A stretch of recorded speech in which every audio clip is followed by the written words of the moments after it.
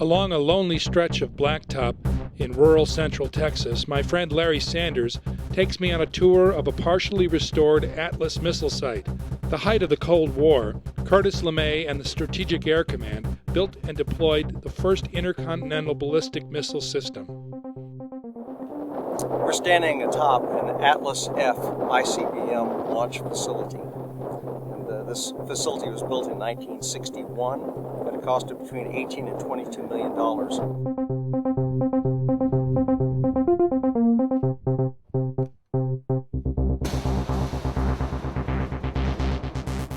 There were two doors here that comprised what was referred to as the entrapment area. So when a crew reported here, they would pick up a telephone, identify themselves, and then this door would be unlocked remotely. They'd step through this door, lock it behind them, and they'd be entrapped between two locked doors. They'd pick up another telephone, and the commander then would re-identify himself, and he would be given a number by the commander in control of the site underground. And he had to add to the number he was given another number to equal the number of the day that only the two commanders were aware of. And that's how they knew that it was a proper authorized visit by the new crew. Hang up the phone and the other door would be unlocked, and that would give them admission into the launch control area.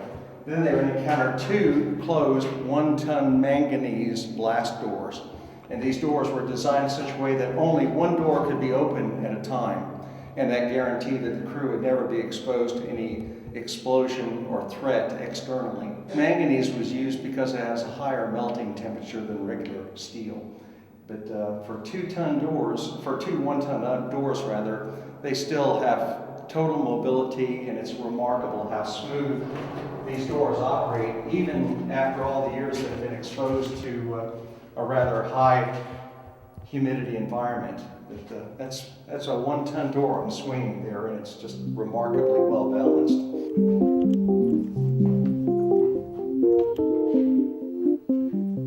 This is the first level of a 2-story structure referred to as the Launch Control Center. And this is where, level 1 is where the crew actually lived. 3 sets of bunk beds. They had a full kitchen, bathrooms, showers, all the comforts of a missile silo. And this is where they would stay basically for the 24-hour shift. And it was a toasty place to be. It's very comfortable, except there's a lot of complaints from the guys because this entire 2-story structure, and you notice the chain link on the ceiling, this entire 2-story structure was suspended from the ceiling by 4 large air shocks that allowed the entire structure to bounce up and down in the case of a nuclear attack. And the air shocks were coordinated by a central compression system. So as you walked around, as you left level 1, went down to level 2, or if anyone walked around, the entire 2-story structure was being constantly leveled by that compressed air system. So if someone was up here trying to take a nap or something, they were constantly harassed by the hissing of that compression system. The Atlas F is what they refer to as a balloon rocket. And that means that there's no internal structure of any type. It's inflated by its contents. So the lower third was RP-1 kerosene propellant. The upper 2/3 was an envelope that contained liquid oxygen. And the entire missile had its shape as a result of internal pressure. If it ever lost pressurization, just like popping the top of a Coke can, it would deflate like a balloon.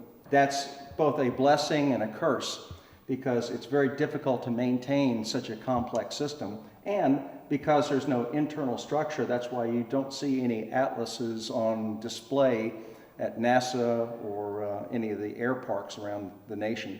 It has to be inflated, or they have to create a fake atlas with an internal structure. The re-entry vehicle, which is their euphemistic way of describing the nuclear weapon, carried this Avco Mark IV, approximately a 30 megaton re-entry vehicle, 30 megaton weapon, approximately 3 to 4 times more destructive than the Hiroshima weapon.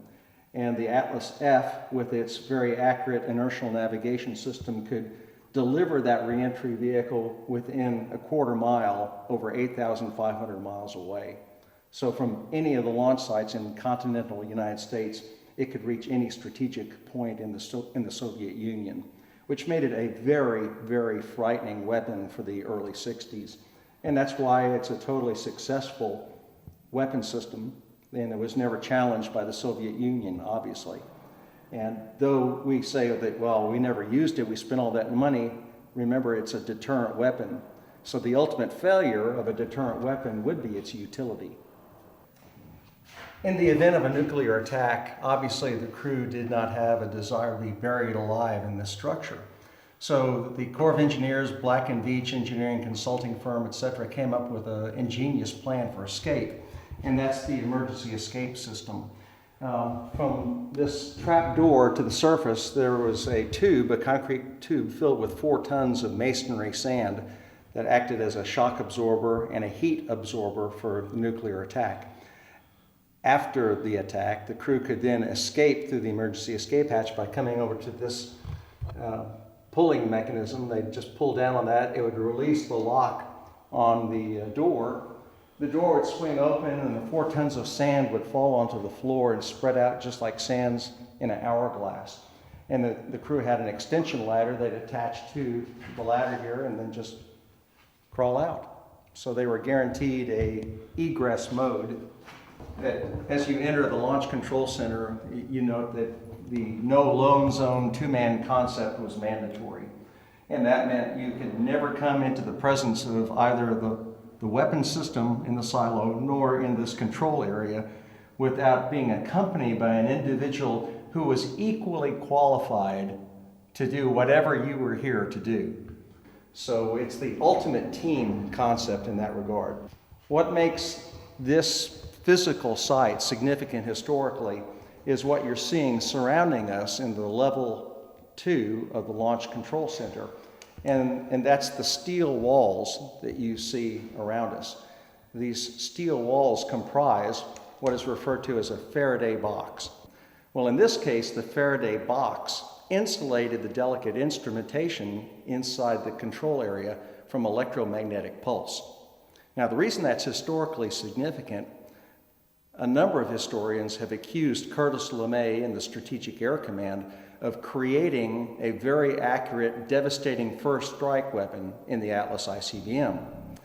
And if that was the case, if the Atlas was designed by SAC and the Department of Defense as a first strike weapon, a Faraday box would have been totally irrelevant, unnecessary, because by the time the Soviet Union retaliated, this missile would have long gone. After this system was deactivated, the Atlas ICBMs were sent to Norton Air Force Base in San Bernardino, California, and eventually refitted to be used as satellite deployment missiles. So all the Atlas E's and the F's were utilized for satellite deployment. So we got every penny out of those missiles, and of course, once again, these sites serve their purpose very, very well. We're exactly 45 feet underground, and this was the tunnel, the 40-foot tunnel that connected the Launch Control Center to the Atlas launch silo. And again, we had 2 one-ton manganese blast doors, but in this case, these manganese doors were here to protect the crew from the exploding Atlas.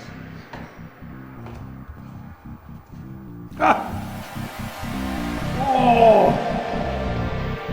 The silo is 52 feet across, and from the super hardened doors at the top to the bottom of the silo is 18 and a half stories, or 185 feet.